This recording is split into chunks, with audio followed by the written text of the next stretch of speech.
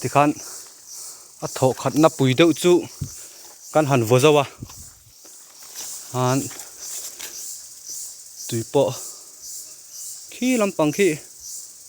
lát nè là lụt chiêng lâu thế này là đục đệu khuy mày đằng hết chu lụt ba ngái tổ vía và cho nên hay khẩn vuộc lại mẹ cái nè cái tại hiện in fakat in gan một nát tur lệ thính tụa về lâu đã có mà đã khiên giả đã gan mua đồ na cái nấm năm hun hi hay ngót thà đeng dung cốc mày ạ giả nạ phải chuan mà nia riệp bộ thiên luồng tắc chun là vắng hiện cần cất thà đệu trên năng ạ mong làm hiện nghe ăn en đệu trên năng làm bằng polu thà vía vạ u tạ quan in belan na nè thà em en dik mẹ cả chuan in kan han ha cho loka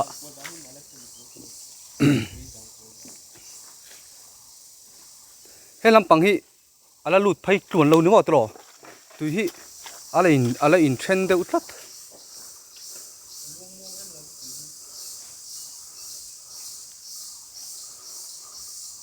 ki lampang achak lampang ki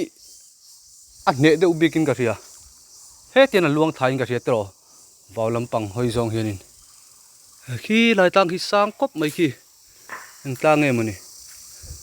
rul hi chút tiếng lại bục ở hiện anh thủ khop mấy ạ hey anh vằn này tôn nghe tôn lâu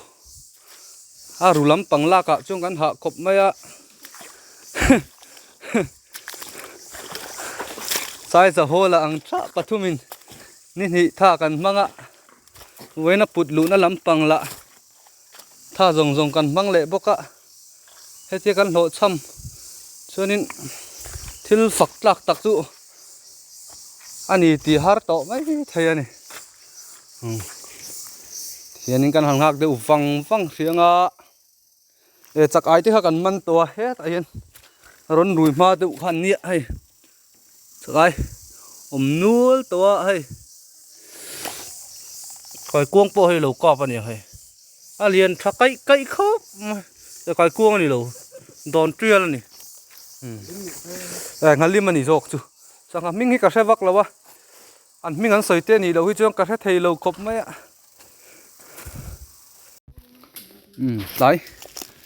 lại chỗ yêu hùn đòn toa rồng bò cần chân toa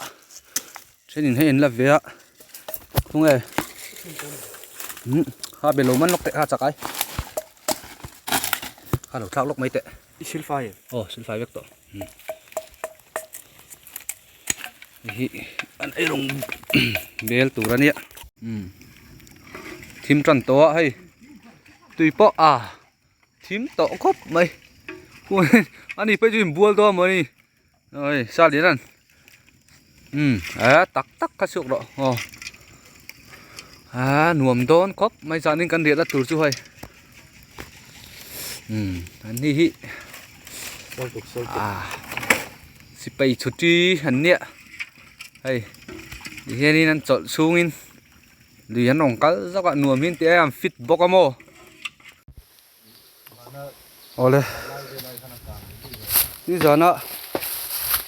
kan harul vuộc cả man tu ra lova anh mà man lova hồ ai chọn tiền hay tiền kan hậu có ngọ khang giang te khang ding te kan han la chop le khi lai về khi riêng anh vô mẹ cả thì xưa này kan vuộc hay mi kan vô lệ đó na anh hạ tổ có ba anh thìn đi mi trếu tổ mẹ biết quên chắc của nó tổ mà sẽ tu nào cho nên hay kan vuộc nó kan han thạc đó na dễ đều tổ tu ra kan han ngay ạ sang han pause để si tanga muốn ăn cần man huna kan non eng lo do ni